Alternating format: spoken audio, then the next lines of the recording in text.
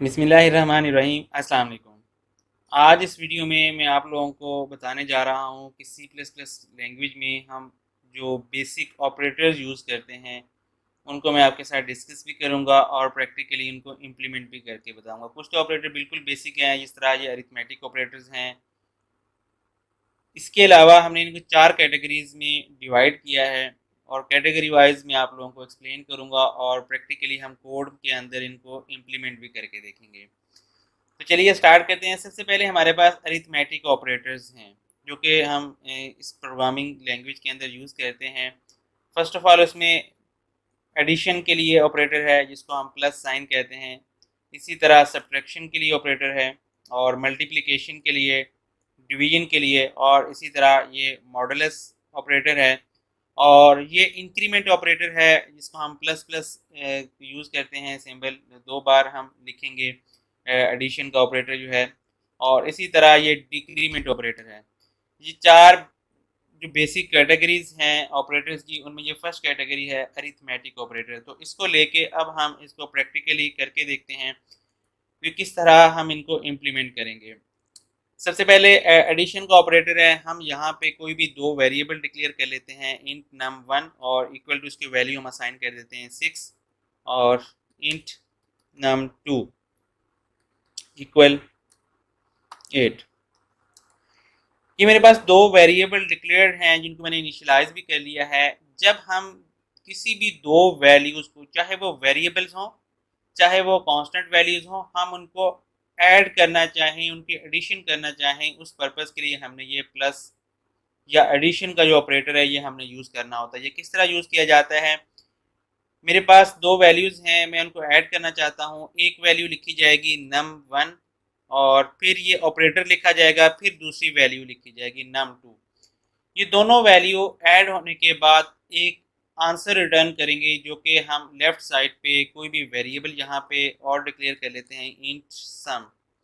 इन्होंने जब भी मतलब एग्जीक्यूट होना है इस ऑपरेटर ने, ये आपको एक वैल्यू रिटर्न करेगा। वो वैल्यू आप किसी वेरिएबल में भी सेव कर सकते हैं, डायरेक्टली आप उसको किसी फंक्शन में, या आप उसको सी आउट स्टेटमेंट के अंदर भी इम्प्लीमेंट कर सकते हैं। तो मैं इसकी एग्जांपल्स भी आपको यहाँ पे बता देता हूँ। हम इसको एक यहाँ पे आउटपुट लाइन लिख लेते हैं, द सम ऑफ नंबर्स।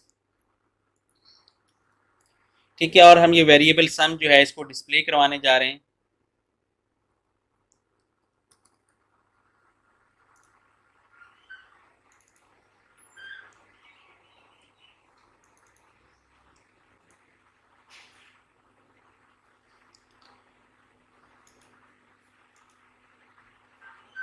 जी, मैंने इसको अब एग्जीक्यूट किया है। ये देखें हमारे पास जी इन दोनों नंबर्स को जैसे ही हमने ऐड किया हमारे पास 14 इसका आंसर आ गया। ये प्लस ऑपरेटर या एडिशन ऑपरेटर की वजह से दोनों नंबर ऐड हो रहे हैं। हम इनको डायरेक्टली सी आउट स्टेटमेंट में भी यूज़ कर सकते हैं। जिस तरह मैंने पहले बताया, मैं यहाँ से इसको कट कर लेता हूँ और यहाँ पे लिख देता हूँ। अब ये दोनों नंबर यहाँ पे भी ऐड होंगे और अपनी जो फाइनल वैल्यू होगी, आउटपुट वैल्यू होगी, वो यहाँ पे रिटर्न करेंगे और वो वैल्यू यहाँ पे क्या हो जाएगी, डिस्प्ले हो जाएगी। ज़रूरी नहीं है कि आपने उसको किसी वेरिएबल में ही सेव करना है, वो आपकी रिक्वायरमेंट पे डिपेंड करता है कि जो आपका फाइनल आउटपुट है इन दोनों नंबर्स को, जो भी 2 नंबर्स हैं या 2 से ज़्यादा भी हो सकते हैं, ज़रूरी नहीं है कि आप 2 नंबर्स को ऐड करें। आप एक ही सिंपल स्टेटमेंट के अंदर एक से ज़्यादा, सॉरी 2 से ज़्यादा नंबर्स को भी ऐड कर सकते हैं। तो यहाँ पे अब हम इसको एग्जीक्यूट करके देखते हैं। जी देखिए हमारे पास वही आंसर आ रहा है, द सम ऑफ नंबर्स 14। तो ये हमारा जो प्लस ऑपरेटर है ये 2 नंबर्स को सम करने के लिए यूज़ होता है, 2 से ज़्यादा नंबर्स को भी। अगर आपके पास नंबर ज़्यादा हैं तो हम मज़ीद, जिस तरह हम यहाँ पे एक और वेरिएबल डिक्लेयर कर लेते हैं, इंट num3, और उसको हम वैल्यू असाइन कर देते हैं जी 10। तो अब हमने 3 नंबर सम करने हैं, तो यहाँ पे हम 3 नंबर यहाँ पे इसी सीक्वेंस के साथ प्लस ऑपरेटर यूज़ करते हुए आप उनको लिख देंगे। ये देखिए उसका सम जो है वो 14 हमारे पास आ रहा है। सॉरी, इसको अभी कंपाइल करना था हमने। कंपाइल के बाद ये देखें 24 हमारे पास सम आ गया। अब हमने 3 वैल्यूज़ को जो है वो सम किया था, ऐड किया था एडिशन ऑपरेटर की मदद से। तो हमने इस तरह एडिशन ऑपरेटर यूज़ करना है। सेम ऐसे ही हमारे पास ये बाकी तीनों ऑपरेटर्स हैं, ये भी मैं इसी प्रोग्राम के अंदर आपको इनको इम्प्लीमेंट करके दिखाऊंगा कि हम अगर माइनस करना चाहते हैं तो फिर हम क्या करेंगे, हम माइनस का साइन यूज़ करेंगे। इंट, यहाँ पे चले हम वेरिएबल दे लेते हैं जी डिफरेंस का, दो नंबर्स का हम डिफरेंस फाइंड कर रहे हैं और ये हम जहाँ से लाइन कट कर देते हैं, हम क्या कहते हैं जी, हम कहते हैं जी num3 से हम सब्ट्रैक्ट करना चाह रहे हैं वैल्यू num1 की।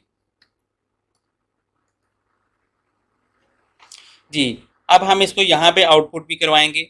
हमारे पास ये जो डिफरेंस का वेरिएबल है इसको कंपाइल कहते हैं, यहाँ पे सम नहीं आएगा, डिफरेंस हम लिखेंगे, अपनी स्टेटमेंट भी उसके अकॉर्डिंग हम चेंज करेंगे।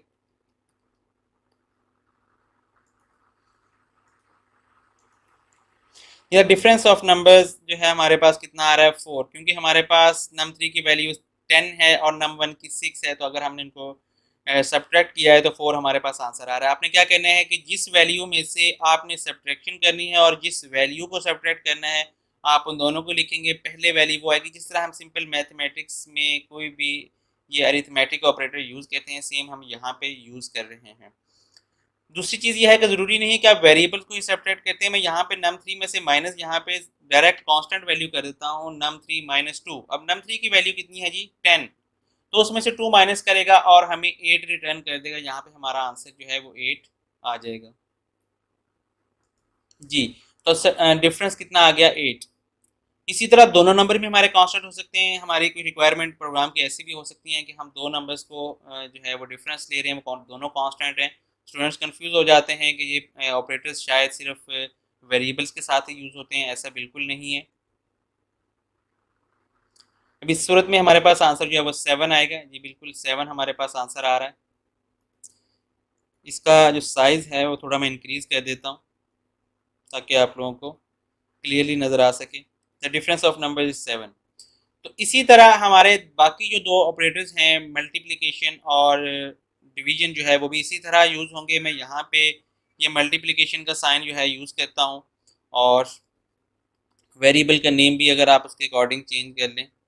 चलें इसका नेम हम सिंपल एक रख लेते हैं जी, रिजल्ट। जो भी अरिथमेटिक ऑपरेटर हम अप्लाई करेंगे उसके अकॉर्डिंग उसका रिजल्ट फाइंड हो जाएगा। अब देखिए मैं यहाँ पे दोनों वेरिएबल्स को मल्टीप्लाई करता हूँ, num1 मल्टीप्लाई num2, ठीक है। और इसको हम ले लेते हैं जी प्रोडक्ट ऑफ नंबर्स। तो यहाँ पे हम इसको कंपाइलर रन करेंगे तो देखें 8 मल्टीप्लाई 6 हमारे पास 48 आंसर आ रहा है जी। बिल्कुल बेसिक ऑपरेटर्स हैं, आप मैथ में भी यूज़ कर रहे होते हैं। इसी तरह अगर आप तीन नंबर्स मल्टीप्लाई करना चाहें तो आप तीन को कर सकते हैं। यहाँ पे मैंने एक और मल्टीप्लाई का साइन यूज़ किया है और इसको स्टेरिक साइन भी बोलते हैं। यहाँ पे हम इसको मल्टीप्लाई के लिए यूज़ करते हैं स्टेरिक साइन को। num3, अब तीनों नंबर्स आपस में मल्टीप्लाई हो रहे हैं। 8 मल्टीप्लाई 6 मल्टीप्लाई 10, 8 मल्टीप्लाई 6 48 हुआ था और 48 ने जब 10 से मल्टीप्लिकेशन की तो हमारे पास 480 आंसर रिटर्न हुआ। इसी तरह डिवीजन का ऑपरेटर है, आप वहाँ पे भी दो नंबर्स को अगर डिवाइड करना चाहें, लाइक मैं यहाँ पे डिवाइड कर देता हूँ जी num3 माइनस जो है हमारे पास num1 है। अब यहाँ पे क्या होगा कि हमारे पास ये जो वेरिएबल्स हैं ये इंटीजर्स वेरिएबल हैं, इनकी डिवीजन में हमारे पास आंसर फ्लोट में या हम इसको फ्रैक्शनल वैल्यू कह सकते हैं उसमें आएगा। तो उस सूरत में क्या होगा कि हमारे पास अगर इसकी वैल्यू इंटीजर में सेव की जाएगी तो जस्ट होल नंबर जिसका वो कैरी करेगा, फ्रैक्शनल पार्ट इसका इग्नोर कर दिया जाएगा। जैसे कि मैं अभी आपको ये करके दिखाता हूँ। यहाँ पे हमारे पास इसका आंसर जो आएगा वो, सॉरी, द प्रोडक्ट ऑफ, यहाँ पे हमने मल्टीप्लाई ही रहने दिया था, हम इसको कहते हैं डिवीजन। ये देखिए आंसर ओनली 1 आ रहा है। 1 क्यों आ रहा है कि 1 पॉइंट समथिंग इसका आंसर आना था, लेकिन वो इस वजह से नहीं आ सका कि आपके पास जो नंबर इसको स्टोर करने के लिए मौजूद है ये वाला, ये वेरिएबल, ये इंटीजर टाइप का है। पहले तो हम इसको फ्लोट करेंगे, ठीक है। और सेकंड नंबर पे हम यहाँ पे भी फ्लोट आउटपुट के लिए ये चीज़ यूज़ करेंगे। ब्रैकेट के अंदर हम लिखेंगे फ्लोट, कि हमें इस ऑपरेशन से जो भी वैल्यू रिटर्न हो वो फ्लोट वैल्यू के साथ रिटर्न हो, क्योंकि दोनों नंबर ये इंटीजर्स हैं तो उन्होंने वैल्यू भी ही इंटीजर रिटर्न करनी। फ्रैक्शनल पार्ट यहाँ पे भी इग्नोर हो जाता है। सिर्फ इस चीज़ को नहीं देखा जाता कि यहाँ पे आपका वेरिएबल किस टाइप का है, यहाँ से भी फ्रैक्शनल पार्ट इग्नोर करके इसको वैल्यू रिटर्न की जाती है। तो हमने यहाँ पे भी फ्लोट लिख देना है, या अगर आप डबल यूज़ कर रहे हैं तो वेरिएबल भी आपका डबल टाइप का होगा और यहाँ पे आप डबल लिखेंगे। तो मैं इसको कंपाइल एंड रन करता हूँ तो देखिए हमारे पास 1.66667। अगर मैं यहाँ पे फ्लोट नहीं यूज़ करता तो आप देखेंगे कि फिर हमें श्योर नहीं है कि ये हमें रिटर्न करता है वैल्यू या नहीं। देखिए फिर भी उसने 1 किया, हालांकि हमारा वेरिएबल जो था वो फ्लोट था, लेकिन वैल्यू यहाँ से जो रिटर्न हुई वही वैल्यू जो है आपकी इंटीजर में थी। जी, ये हमारे बेसिक अरिथमेटिक ऑपरेटर से पहले हमने जो 4 ऑपरेटर थे वो डिस्कस कर लिए। अब हमारे पास मज़ीद 3 ऑपरेटर्स मौजूद हैं। एक मॉडुलस साइन है और सेकंड जो है इंक्रीमेंट और डिक्रीमेंट दोनों हैं। तो मॉडुलस साइन किस तरह यूज़ किया जाता है, हम देखें ये डिवीजन कर रहे हैं। अब जब हम डिवीजन करेंगे, मैं यहाँ से फ्लोट का कंसेप्ट खत्म कर रहा हूँ, ठीक है, मैं यहाँ पे इंटीजर ही लेता हूँ। अब देखें हम दो नंबर्स डिवाइड करते हैं तो हमें दो वैल्यूज वहाँ से मिलती हैं, एक उसका क्वोशंट होता है और सेकंड उसका रिमाइंडर होता है। क्वोशंट वो जो नंबर डिवाइड कर रहा होता है, जिस तरह यहाँ पे अगर देखा जाए तो मैं यहाँ पे आपको कमेंट करके बताता हूँ 10 डिवाइडेड बाई 6। अब यहाँ पे जो क्वोशंट वैल्यू है ना वो है 1, क्योंकि इस 1 को इसने डिवाइड किया और यहाँ पे हमारा जो क्वोशंट है वो 1 है और 4 जो है हमारे पास रिमाइंडर है।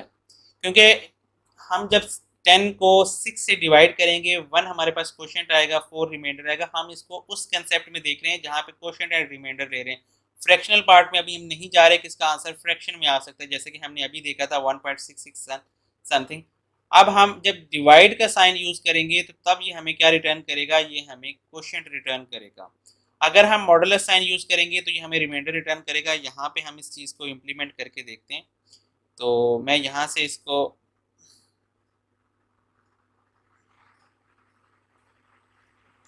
जी, अब देखिए num3 डिवाइडेड बाई num1 और ये रिजल्ट जो है आपका, अब आप देखेंगे क्वोशंट रिटर्न होगा। यहाँ पे हमने पहले भी ये चीज़ करके देखी थी, हमारे पास 1 आंसर आ रहा था, वो मैंने कहा था क्वोशंट है। अभी अगर हम यहाँ पे मॉडुलस साइन यूज कर दें तो फिर हमें क्या रिटर्न होगा, जैसे कि मैंने यहाँ बताया कि हमें रिमाइंडर रिटर्न करेगा, डिवाइड करेगा लेकिन उसने रिटर्न क्वोशंट नहीं रिमाइंडर करना है। तो यहाँ पे हम देखते हैं, देखिए हमारे पास अब प्रोडक्ट ऑफ, चलिए वो तो जो भी हमने स्टेटमेंट लिखी हुई है, तो क्वोशंट जो हमारा वो यहाँ से रिटर्न हो रहा है। तो ये चीज़ अब आपको समझनी चाहिए कि जब भी दो नंबर्स को डिवाइड करें तो हमें दो चीज़ें हासिल होती हैं, एक उसका क्वोशंट होता है, सेकंड उसका रिमाइंडर होता है। अगर हम यहाँ पे डिवाइड का साइन यूज़ करेंगे, ये जो बैक स्लैश होता है, तो ये हमें क्वोशंट रिटर्न कर देगा। अगर हम यहाँ से मॉडुलस साइन यूज़ करेंगे, मॉडुलस ऑपरेटर यूज़ करेंगे, तो ये हमें डिवाइड के बाद उसका क्वोशंट रिटर्न करेगा। जैसे कि मैं यहाँ पे नंबर चेंज कर देता हूँ कि number 2 divided by number 1। Quotient इस सूरत में भी हमारे पास 1 होगा, लेकिन रिमाइंडर अब क्या हो जाएगा, अब 4 की बजाय 2 हो जाएगा, क्योंकि अगर 8 को 6 से डिवाइड करें 1 क्वोशंट होगा, 2 रिमाइंडर होगा। आप इसको मैन्युअली करके देख सकते हैं ताकि आपको क्लियर हो जाए। जी, तो ये हमारा मॉडुलस ऑपरेटर का यूज़ होता है। अब आ जाते हैं next increment and decrement operator के ऊपर। हम यहाँ पे इस सारी चीज़ को ख़त्म कर रहे हैं। अब इंक्रीमेंट ऑपरेटर इस तरह है कि मेरे पास वेरिएबल मौजूद है num1, सॉरी, इसको मैं अगर ऐड करना चाहता हूँ इसके अंदर 1 वैल्यू, मैं कहता हूँ जी num1 प्लस 1, जी आपको क्या रिटर्न करेगा, num1 की पहली वैल्यू है 6, उसके अंदर 1 ऐड किया जाएगा, उसकी पहली वैल्यू के अंदर 1 ऐड करने के बाद दोबारा नई वैल्यू भी उसी वेरिएबल को असाइन हो जाएगी, जो कि यहाँ पे अगर हम देखें तो हमारे पास क्या वैल्यू बनेगी, 6 प्लस 1 इक्वल 7। अब हम ये वैल्यू जो है ये यहीं पे इस वेरिएबल को डिस्प्ले करवाते हैं num1 को। ठीक है, मैं इसको यहाँ पे कंपाइल एंड रन कर रहा हूँ तो देखिए 7 हमारे पास आंसर आ रहा है। ये हमने किया है कि उसके अंदर 1 हम खुद ऐड कर रहे हैं। यही चीज़ हम इंक्रीमेंट ऑपरेटर से करेंगे। मैं ये सारा खत्म करता हूँ और यहाँ पे जस्ट मैं लिखूंगा प्लस प्लस, इसको हम कहते हैं इंक्रीमेंट ऑपरेटर। अब यहाँ पे इसकी वैल्यू क्या आएगी, 7। ठीक है, तो ये इसी तरह हम यहाँ पे जब माइनस माइनस यूज करेंगे तो ये उसकी वैल्यू में से एक कम करके आपको रिटर्न कर देगा, जो कि यहाँ पे हमारे पास क्या बन रही है, 5।